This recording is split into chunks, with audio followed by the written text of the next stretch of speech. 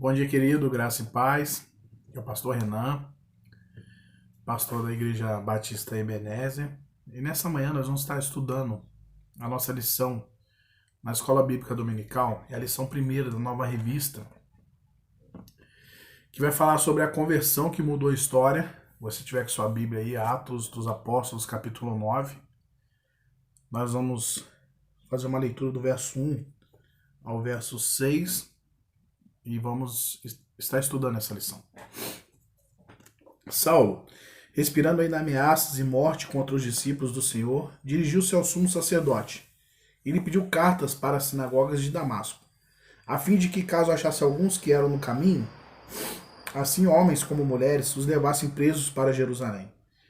Seguindo ele a estrada fora, ao aproximar-se de Damasco, subitamente uma luz do céu brilhou ao seu redor.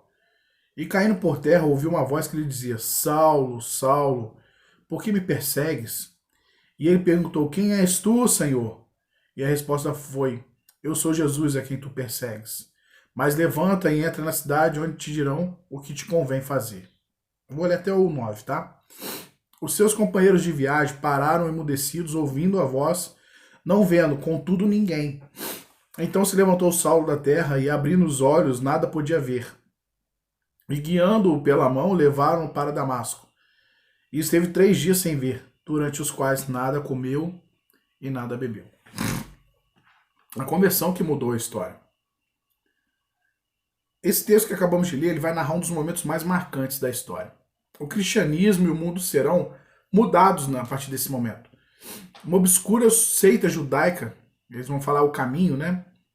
Dará uma guinada em seu rumo. O vinho novo sairá do odre velho, e o instrumento para isso será um fariseu que se encontrou com Jesus ressuscitado. O até então desconhecido fariseu se tornará depois de Jesus o maior vulto do cristianismo e da humanidade. O fato de ser sucedido 3 anos após a morte de Jesus, homens e mulheres do caminho vinham pregando Cristo crucificado, o que despertou a ira de Saulo.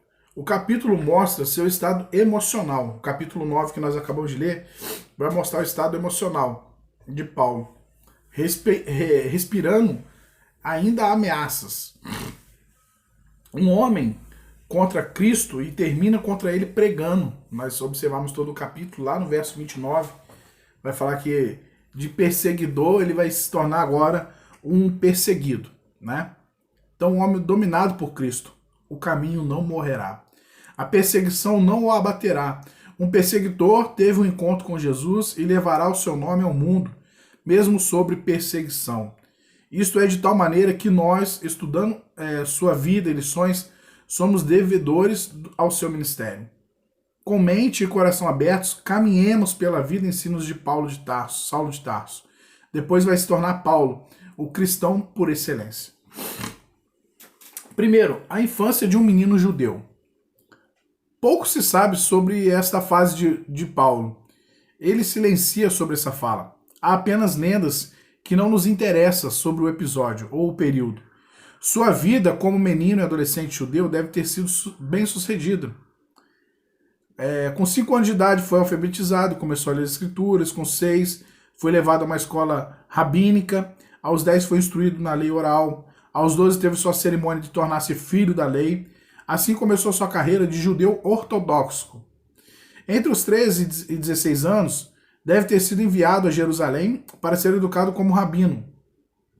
Eu sou judeu, nascido em Tarso de Sicília, mas criado nessa cidade, instruído aos pés de Gamaliel, conforme a precisão da lei dos pais, sendo zeloso para com Deus. Assim como sois todos vós nos dias de hoje, Atos 22, 3. Lá estudou com Gamaliel, o mesmo de Atos 22, 33 a 40, que alguns dizem ter sido cristão oculto. Paulo tinha uma irmã morando na cidade, Atos 23, 16. A hospedagem não teria sido um problema para ele.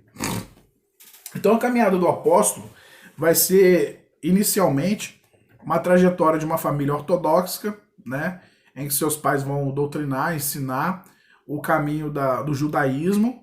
Ele vai ser bem instruído, bem estruturado, e ele vai se tornar ali uma referência de um dos doutores da lei, tá? Então quem era Paulo? Tópico 2, tá? Da nossa revista. Na primeira década de nossa era, havia 2 meninos em cidades diferentes, Nazaré e Tarso, sem que um soubesse do outro. Vou falar que Paulo ele era contemporâneo de Jesus Cristo, né? Eles equiparavam a mesma idade. O primeiro mudou e marcou o mundo para sempre. O segundo tornou o primeiro conhecido fora dos limites da religião dos dois, o judaísmo, e pôs a vida em função dele, a ponto de dizer: e vivo não mais eu, mas Cristo vive em mim, Gálatas 2:20. Graças ao segundo, sabemos muito do primeiro, Jesus de Nazaré. Mas sobre ele, que sabemos? Quem foi ele? Ele nos responde: pelo nascimento eu sou judeu, natural de Tarso, cidade não insignificante da Sicília, Atos 21:39. Não era um qualquer, orgulhava-se de sua descendência religiosa e da sua cidade natal. Pela cidadania, vindo o comandante, perguntou-lhe: dize-me, és tu romano? Respondeu ele: sou. Tornou o comandante: eu por grande soma de dinheiro adquiri esse direito de cidadão. E Paulo disse: mas eu sou de nascimento. Era cidadão romano com todos os direitos. Ele tinha dupla nacionalidade, né? Ele era judeu e também romano. Vamos falar grego, né?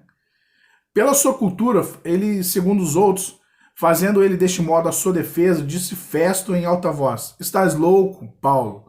As muitas letras lhe fazem delirar, Atos 26:28. Seus juízes atestaram a sua vasta cultura.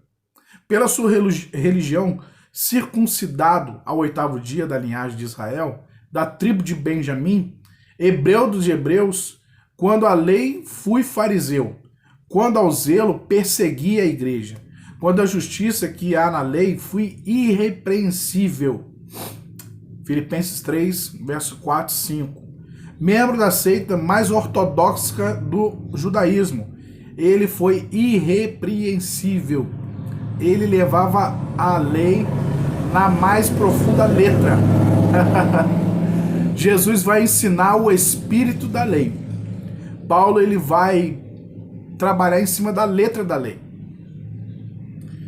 Espiritualmente, pois eu sou o menor dos apóstolos, que nem sou digno de ser chamado apóstolo, porque persegui a igreja de Deus, mas pela graça de Deus sou o que sou, e a sua graça para comigo não foi vã.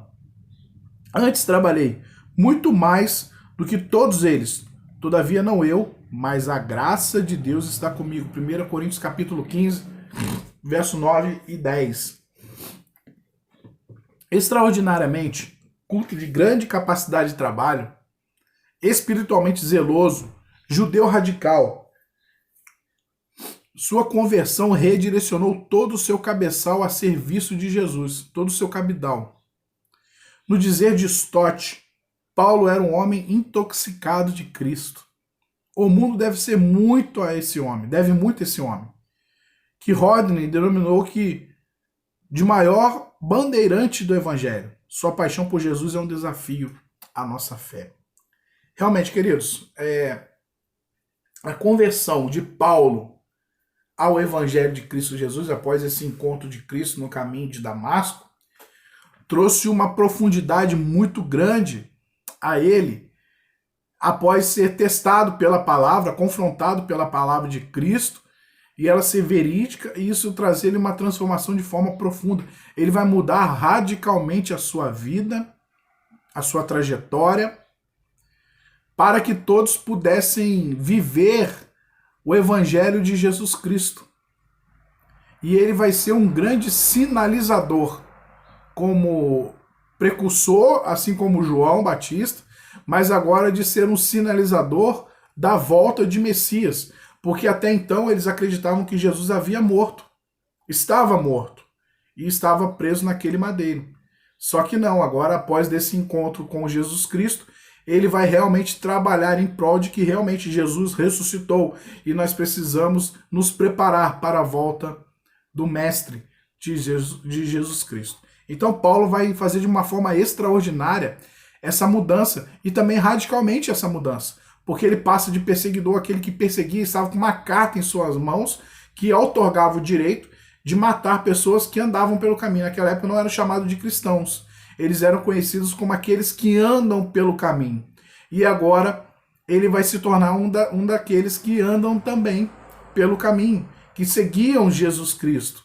E agora confessa que Jesus realmente ressuscitou e está por voltar para buscar a sua igreja. Terceiro, a transformação. Uma palavra de Paulo merece nossa atenção por sintetizar sua vida. Não, nem sou digno de ser chamado apóstolo, porque persegui a igreja de Deus. 1 Coríntios 15, 9.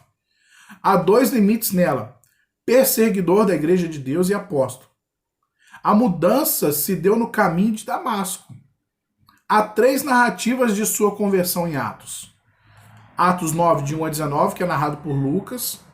22, de 1 a 16, contada por ele em discurso ao povo de Jerusalém após sua prisão. E em 26, de 10 a 18, que ele está em Cesareia, e ele vai contar isso diante do rei Agripa e de Festo. Essa experiência o marcou para sempre. Nunca mais Paulo foi o mesmo. A conversão deve mudar a pessoa. Quando a pessoa conversa ao Evangelho de Jesus Cristo, nós dizemos que ela toma uma nova direção, ela muda a direção, ela muda o seu caminho. Por isso nós falamos que Jesus também é transformação. Muitas das vezes a pessoa está andando por um caminho que vai levá-lo à perdição, que vai levá-lo à morte eterna, morte sem retorno, sem salvação, e ele se encontra com Jesus Cristo. Mas como, pastor Renan? Com várias oportunidades. Jesus tem se colocado no caminho das pessoas para que elas possam ser tocadas por Jesus Cristo e mudar a direção do seu caminho. Isso aconteceu com o apóstolo Paulo. E houve transformação. E a transformação, ela vai entrar de forma profunda na vida desta pessoa. Muitos tentam desacreditar dessa experiência, dando como produto de cansaço físico e emocional ampliado por uma caminhada ao meio do sol. Ou tentam, a caminhada no meio do sol ao meio-dia, ou tentam atribuir uma doença mental. Sua conversão teria sido apenas uma alucinação.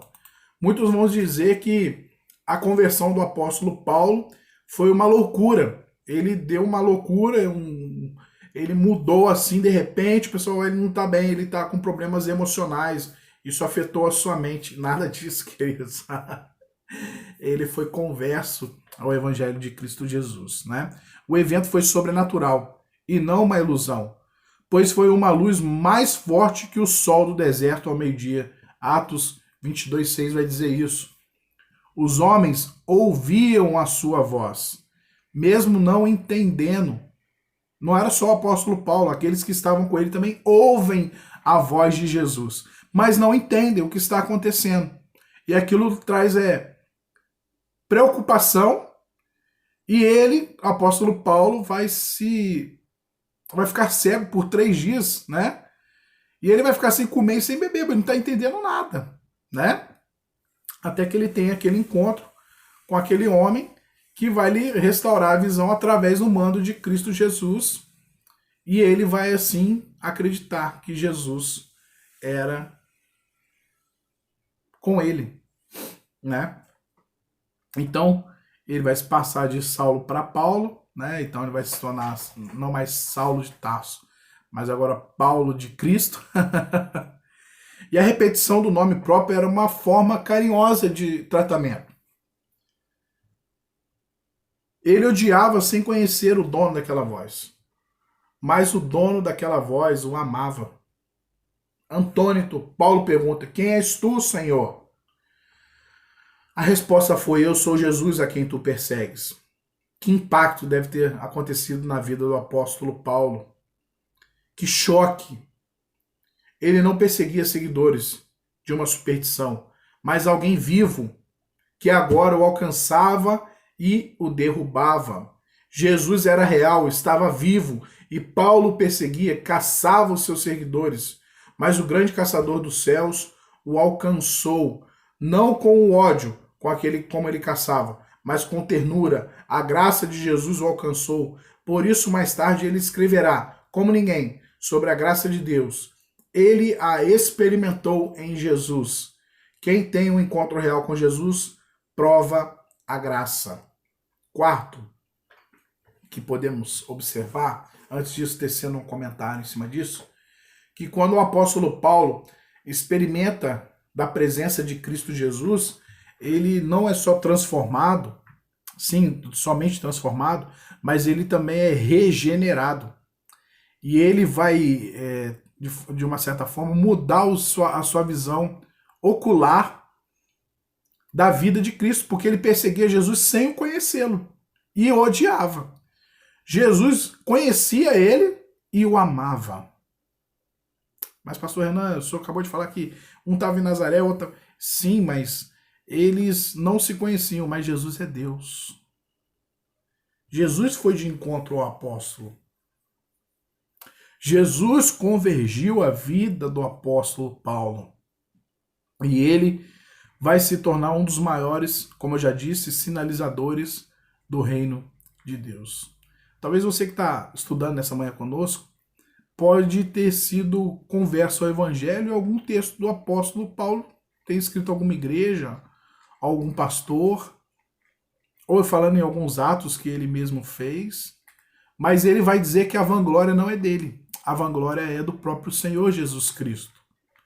Então, queridos, a mudança é notória na vida do apóstolo Paulo, e ele vai entregar a sua vida de forma muito literal na presença de Jesus Cristo.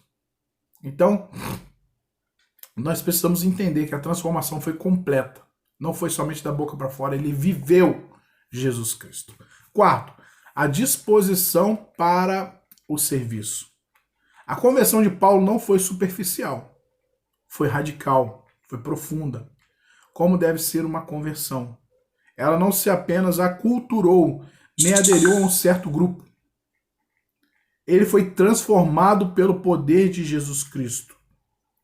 Então, ele vai se tornar agora um seguidor e vai servi-lo. Atos 22:10 vai dizer assim, ó. Então perguntei, Senhor, que farei?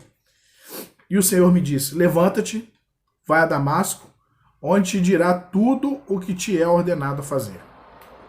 Quem é autenticamente convertido tem como desejo principal fazer alguma coisa para o seu Salvador. Como Paulo mais tarde diria, pois o amor de Cristo nos constrange.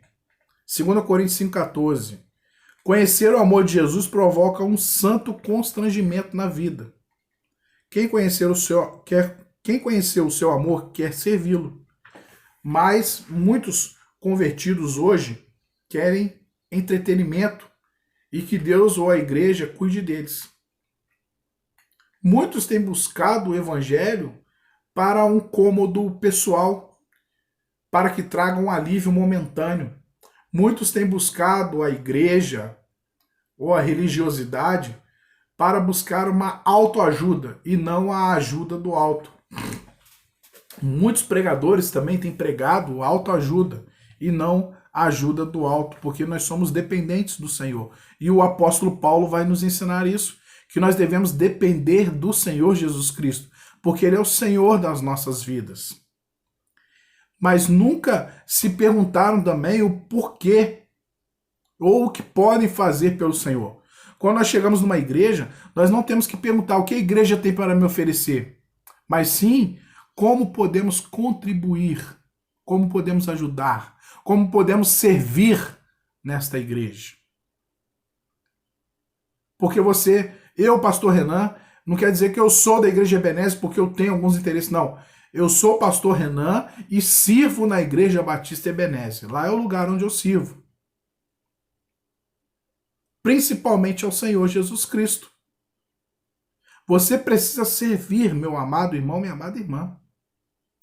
Uma pessoa verdadeiramente salva, ela é grata e mostra o seu espírito de serviço, de servidão.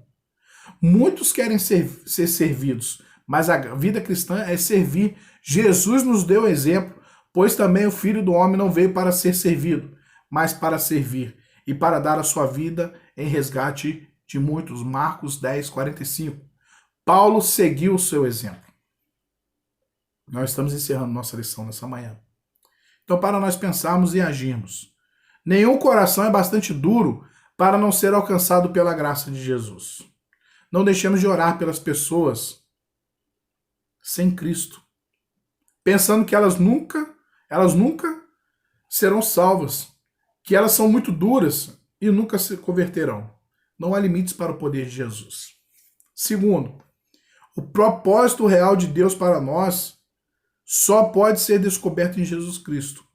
A conversão redireciona a sua vida, muda a direção. Há uma metanoia, mudança de mente. Quem é convertido deseja servir. Terceiro, né? Quem é convertido deseja servir a Jesus. Vida cristã é dedicação a Cristo. Não busca de vida fácil e prazerosa. Você é convertido? Sirvam. Que Deus te abençoe, querido. Que essa lição nessa manhã, que nós aprendemos com a vida de Paulo, é que a conversão dele mudou a história da humanidade. Mas eu e você também podemos mudar através do nosso testemunho, através da nossa vida com Deus, não é verdade? Então, a infância do menino judeu, nós aprendemos sobre a infância do apóstolo. Segundo, nós aprendemos quem era ele, o apóstolo. Terceiro, nós aprendemos também sobre a sua transformação. E no quarto, a disposição para o serviço do reino. Que você possa ser grandemente abençoado. Nosso texto base de hoje dessa lição foi Atos dos Apóstolos, capítulo 9. Tá bom, querido? Que Deus te abençoe, em nome de Jesus. Dá um like, compartilha, seja grandemente abençoado.